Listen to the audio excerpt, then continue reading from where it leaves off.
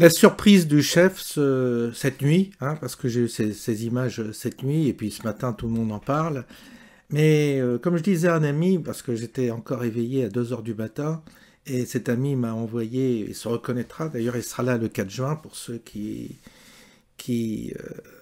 auront le plaisir de venir, bah, vous pourrez le rencontrer, hein, il s'appelle Jean Didier, eh bien, et je lui disais... écoute, quand tu vois ça, tu as l'impression de vivre dans un monde parallèle. Pour moi, ça frise avec une forme de monde qui commence à dérailler. Vous savez, c'est comme s'il y avait une matrice, et puis d'un seul coup, il y a des choses qui étaient cohérentes. Autrefois, on dit autrefois, il y avait ce genre de manifestation publique ne pouvait pas avoir lieu, était inenvisageable, et puis d'un seul coup, de plus en plus d'ailleurs, on voit des images qui sont pas normales, quoi. Et là, c'est incroyable ce à quoi on assiste. Et puis Biden, ça a été comme ça. Aujourd'hui, on dit, ah ben non, Biden ne gouvernait pas les États-Unis. On nous donne de l'info maintenant, alors que tous ceux qui prétendaient qu'il ne gouvernait pas les États-Unis étaient désignés comme complotistes. Et puis là, on a affaire à un couple bizarre, un couple hors norme, un couple qui visiblement n'est pas normal, au sens où les gens se comportent ou pas normalement. Et on voit à travers ce geste quelque chose d'absolument sidérant. On a l'impression d'un gosse qui se fait frapper par sa mère, c'est ce qu'on a l'impression. Mais c'est connu, aujourd'hui, il ne faut plus s'étonner de rien. On est vraiment dans un scénario qui devient irréaliste, c'est de la science-fiction, on est rentré en science-fiction. Parce que tout ça, vous voyez, c'était jamais tu peux imaginer une scène pareille, quoi. Surtout qu'ils sont dans un avion, mais il y a des personnes, ils sont pas dans un cadre intime, dans leur pièce, ils sont dans un avion où il y a du personnel à bord qui doit être témoin de tout ça, qui doit être témoin des relations un peu pas bizarres entre le couple, et ces gens ne peuvent rien dire, parce que s'ils témoignent, ils sont virés. Donc ils sont tenus au secret, bien entendu, comme nous, quand on était fonctionnaires, on était tenus à un droit de réserve, parce qu'on peut pas tout dire. C'est la fonction qui fait qu'on ne peut pas tout dire. Donc ces gens-là ne témoigneront jamais. Ils sont fixés, ils ont un droit de réserve, il y a un droit de réserve qui fait qu'ils ne peuvent pas divulguer ce qui se passe réellement. Mais ils sont malgré tout témoins. Et ça doit être quelque chose. Ceux qui sont près de ce couple, quand on a vu des histoires avec Benalla, c'était pareil, un truc bizarre. Bref, on va écouter ce que disent les médias. Alors Tapro, il vient au secours du couple Macron. Alors immédiatement, je ne vous donne pas toute la séquence, mais ce matin, c'était évident que Pro est quand même proche du couple, parce qu'il dit qu'il était témoin, c'est un couple qui s'entend merveilleusement bien, tout ça. Alors, il y a Vincent Herouet qui tire de son côté, qui apporte une autre interprétation, mais c'est marrant de voir Pro prendre autant la défense de l'Élysée, et elle les chocotte, quoi. On va écouter. Ils sont assez loin, les journalistes, ce qui fait que l'image n'est pas très précise, quoi. Elle est, en tout cas, on voit qu'il y a un peu de flou parce qu'on filme de très loin. Et c'est comme ça que cette image arrive. C'est pas une image volée, il faut le dire. Hein. C'est une image de toutes les télés. On sait. Alors RT là, beaucoup de télé là. Bon. Qu'en pensez-vous, Vincent? J'ai suivi beaucoup de voyages présidentiels. Il n'y a qu'une télé en général, il n'y a qu'une caméra qui travaille pour le pool. Il y a un pool, oui. Bon. Moi, c'est une image qui m'interpelle pour 2 raisons. Il y en a une qui est mauvaise, c'est qu'après tout le blabla qu'on a entendu l'an dernier sur les violences conjugales, les signaux faibles, les téléphones, etc., ça laisse un peu pensif. Je rappelle que Emmanuel Macron en faisait des tartines avec des superlatifs plein la voix. C'est pas une fatalité, nous devons y mettre fin, nous allons le faire, à la violence. Bon, première chose. Non, attendez. Mais là, je peux vous répondre quand même. Vous me faites sourire. C'est la mauvaise raison, je vous l'accorde. La deuxième raison, moi, je ne l'interprète pas comme vous. La deuxième raison, qui est plus profonde, oui. c'est que il y a l'idée que le chef de l'État puisse être un homme battu, puisse être un homme violenté, puisse être un homme agressé. Il n'a pas été battu 2 fois déjà, ni en 2017 ni en 2022. C'est grave. Il y a une question. Mais il a arrêté. Mais arrêtez, il y a une question. Personne n'avait imaginé que le président... Je crois qu'on peut se rassurer, alors que l'avion présidentiel vient d'arriver sur le tarmac de l'aéroport pour la tournée au Vietnam d'Emmanuel Macron. Sur ces images, vous le voyez, Emmanuel Macron de profil, avec les 2 mains de la Première Dame, qui agrippe et repousse son visage de manière vive.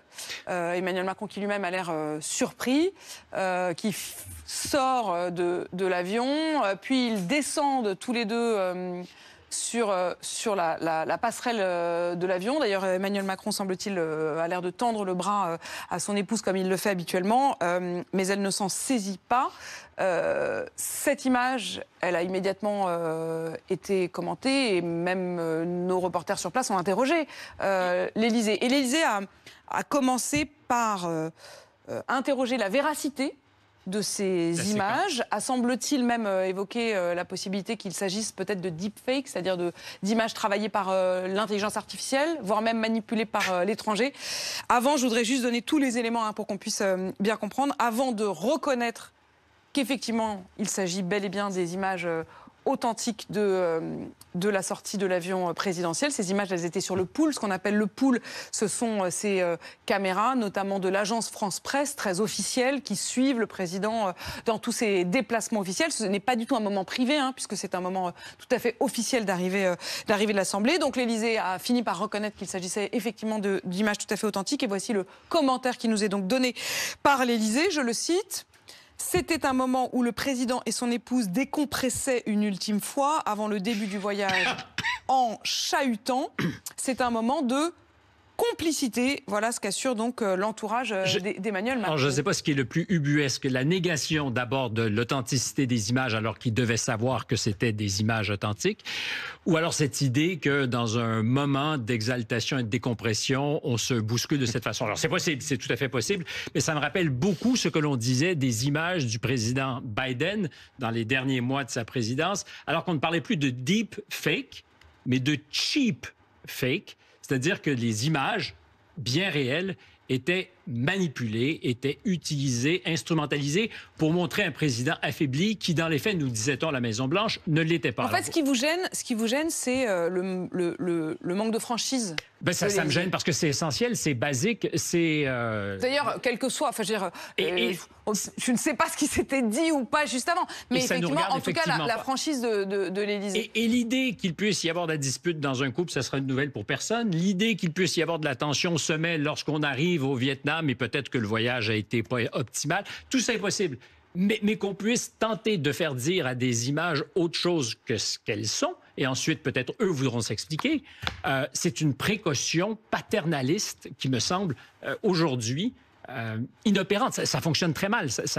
Personne ne va se rallier à l'idée qu'il n'y a pas eu quelque chose, quoi. Et je vous cite la dépêche de l'agence France Presse. L'image a circulé rapidement durant la nuit, notamment sur plusieurs comptes, habituellement hostiles à Emmanuel Macron. L'Élysée a d'abord démenti la véracité des images avant qu'elles ne soient authentifiées.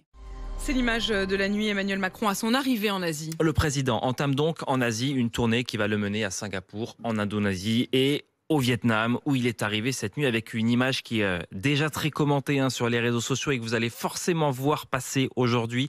Romain, que vous allez nous la décrire pour RMC. On voit donc le président qui se prend un coup au visage au moment de descendre de l'avion. Oui, c'est une courte séquence sur laquelle on voit les portes de l'avion s'ouvrir sur Emmanuel Macron de profil, quand soudain on aperçoit les 2 mains de Brigitte Macron agrippées puis repoussées. Le visage du président Emmanuel Macron disparaît de l'image quelques minutes avant de réapparaître pour descendre de l'avion. Il précède sa femme, semble lui tendre le bras pour qu'elle l'attrape, ce qu'elle ne fait pas. Alors bien sûr, il n'en fallait pas plus pour éveiller la curiosité des journalistes qui suivent le déplacement. Ils ont sollicité l'Élysée qui, dans un premier temps, dément, suggère des images générées par intelligence artificielle, relayées notamment par des comptes pro-russes, avant, au final, de reconnaître l'authenticité de la vidéo publiée par les agences de presse officielles. L'entourage du président de la République décrit un moment où le président et son épouse décompressaient une ultime fois avant le début du voyage en chahutant un moment de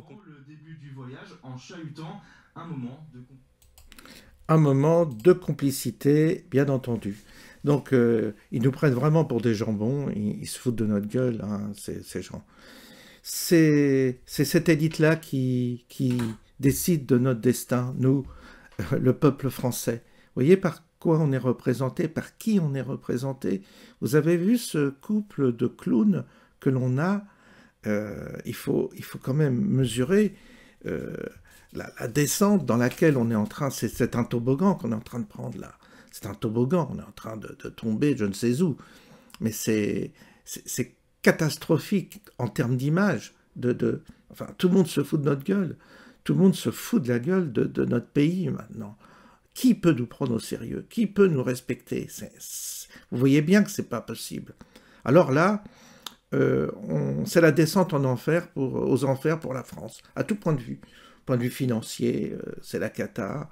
Point de vue sécurité, c'est la cata.